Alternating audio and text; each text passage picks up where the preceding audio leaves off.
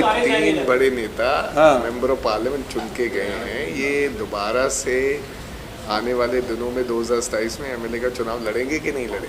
मतलब झगड़ा लड़ाने काम पूरा कर रहे हो? अरे सांसद है भाई, टेंशन देने का काम क्यों कर रहे हो? अभी तो सांसद हैं। बड़ी चर्चाएं चल रही हैं कि पंजाब का प्रधान बदला जाएगा, कुछ ऐसा है चर्चा में? कब तक बदला जाएगा? यही रहेंगे, नए आएंगे? प्रधान किसको बनाना है, कि किसको एमएलए टिकट देना है, किसको एमपी टिकट देना है, किसको क्या पदाधिकारी बनाना है, ये सब अधिकार हाईकमान के पास सुरक्षित है।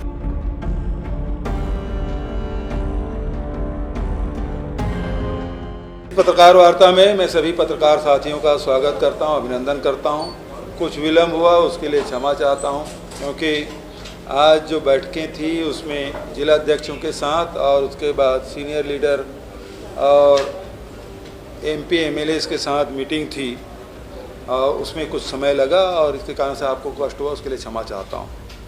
तो मुख्य रूप से जो निर्णय हुए वो अखिल भारतीय कांग्रेस कमेटी के जो निर्देश हैं, जिसमें नौ सत्याग्रह जो बेलगामी महाधिवेशन में जो प्रस्ताव पारित हुआ उसे हमको इम्प्लीमेंट करना है, जिसमें नौ सत्याग्रह है।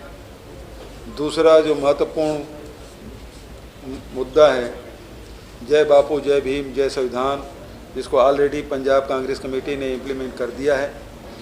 तीसरा महत्वपूर्ण विषय जो है वो संगठन को लेकर है, ये संगठन वर्ष है और पूरे प्रदेश साल भर पीसीसी से लेकर बूथ लेवल तक के सारी कमेटियां हमको बनानी हैं और उसके साथ जितने फ्रंटल ऑर्गेनाइजेशन हैं, बहुत सारे हमारे संगठन हैं, चाहे अनुसूचित जाति का हो, चाहे जनजाति का हो, चाहे महिला संगठन हो, उस सब को नीचे से लेकर ऊपर तक के पूरी कमेटी हमको बनानी है। और चौथा जो महत्वपूर्ण बिंदु है, अभी जिस प्रकार से महाराष्ट्र में चुनाव में और दिल्ली के चुनाव में जो बातें आई कि वोटर लिस्ट में जो गड़बड़ियां होती है उस पर पैनी निगाह हमको रखनी है, तो उसके लिए भी हम लोगों को काम करना है। तो ये 4-5 बिंदु हैं जिसमें अखिल भारतीय कांग्रेस कमेटी ने जो निर्देश दिए हैं उसके हिसाब से हमको काम करना है। अगली बैठक जब भी होगी, निश्चित रूप से प्रदेश के जो मुद्दे हैं उस पर चर्चा हो के हमको आम जनता के बीच में भी किस प्रकार से जाना है, तो स्टेट लीडरशिप के साथ बैठकर सब सारे बिंदु तय हम लोग करेंगे। इस प्रकार से चर्चाएं आज हुई है। आप लोगों की तरफ से कोई सवाल हो तो सादर आमंत्रित।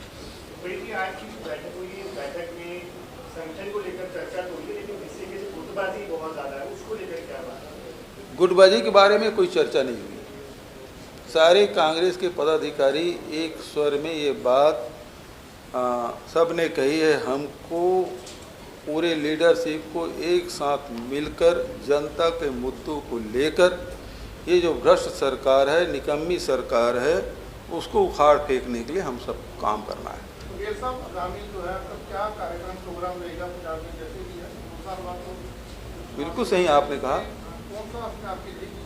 देखिए, स्टेट में जो प्रॉब्लम है उसके बारे में आप सबको जानकारी है और इस मामले में मैंने अभी पहले ही प्रारंभिक उद्बोधन में आप सबसे कहा कि नेक्स्ट जो दौरा होगा प्रधान साहब तय करेंगे। हमारे दोनों लीडर यहाँ बैठे हुए हैं, एलओपी साहब, तो जब भी दूसरे दौरे में जब मीटिंग में आऊँगा तो वो सारे एजेंडों पे हम लोग चर्चा करेंगे, डिस्कशन करेंगे, दिन भर बैठेंगे पूरे स्टेट लीडरशिप और सारे फ्रंटल ऑर्गेनाइजेशन अलग अलग उनको समय देंगे और बैठ के चर्चा करके एक तय करेंगे कि किस बिंदु को हमको पहले लेके जाना है, किन किन बिंदुओं को लेकर हम जनता के बीच में जाना है, संगठन कैसे मजबूत करना है। इस पे हम लोग बहुत विस्तार से चर्चा करेंगे अगली बैठक।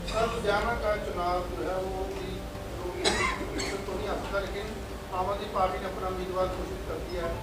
आगे चुनाव हो रही है, देखा जाए ना उस पर लेके, क्योंकि राष्ट्रीय भी उसमें पहले चुनाव लड़ते हैं, लेकिन अब तब तक अपना उम्मीदवार वो तो घोषित कर चुके हैं। देखिए, कांग्रेस पार्टी का क्या वो चुनाव भी हमारे लिए महत्वपूर्ण है और इस मामले में बहुत जल्दी स्टेट लीडरशिप नामों को तय करके जो केंद्रीय नेतृत्व है उसके पास ले जाएंगे। लेकिन अभी जो वहाँ कैंडिडेट डिक्लेयर किए हैं उसमें जो चर्चाएं हो रही है, क्योंकि आम आदमी पार्टी और उसके नेता केजरीवाल जी विधानसभा चुनाव हार गए हैं, तो किस प्रकार से उसको अपर हाउस में भेजा जाए उसके जुगाड़ वो लगा रहे हैं। और इस कारण से राज्यसभा की जो सदस्य ऑलरेडी है उसको कैंडिडेट डिक्लेयर किया है। तो इसका अर्थ ये है कि केजरीवाल के बाद भी उसके नेता नहीं मान रहे हैं, नहीं तो उसको डिक्लेयर करने की क्या ज़रूरत थी।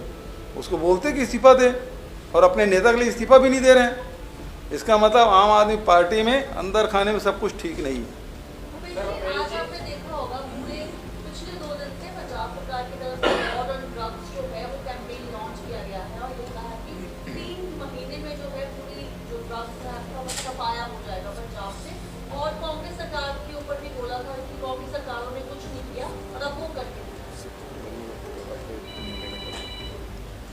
3 साल तक के क्या करते रहे भगवंत मान जी मस्त थे क्या, जो अब याद आ रही है? 3 साल तक के आप क्या करते रहे?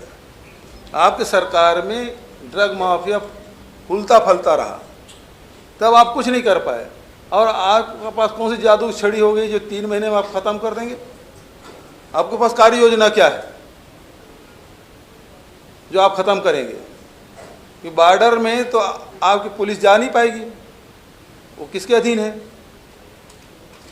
यदि बॉर्डर से आ रहा है और यदि सड़क मार्ग से यहाँ से आ रहे हैं तो राज्य सरकार 3 साल तक करती क्या रही? सवाल तो इस बात का है। तो अब उनको ध्यान आया कि दिल्ली बुरी तरह हार गए हैं, अब यहाँ वहाँ से जब बत्ती पड़ी, अब तो सुन रहा हूँ कि वहाँ के जो भी मंत्री लोग अब खाली हो गए हैं, वो अघोषित रूप से यहाँ सब विभाग संभालने का काम कर रहे हैं। कांग्रेस के 3 सीनियर लीडर बड़िंग साहब हैं, चन्नी जी हैं, रंधावा साहब, तीनों दिल्ली में सांसद के रूप में जा चुके हैं। तो 2027 में का फिर से एमएलए का लेकर रास्ता खोला जाएगा? जी जी, 3 दोबारा मेरे भी 3 बड़े नेता मेंबर ऑफ पार्लियामेंट चुन के गए हैं। ये दोबारा से आने वाले दिनों में 2027 में एमएलए का चुनाव लड़ेंगे कि नहीं लड़ेंगे? मतलब झगड़ा लड़ा काम पूरा कर रहे हो आप? अरे सांसद है भाई, टेंशन देने काम क्यों कर रहे हो? अभी तो सांसद हैं। अभी ये देखिए, ये मतलब काल्पनिक प्रश्न है और उसका कोई उत्तर नहीं होगा।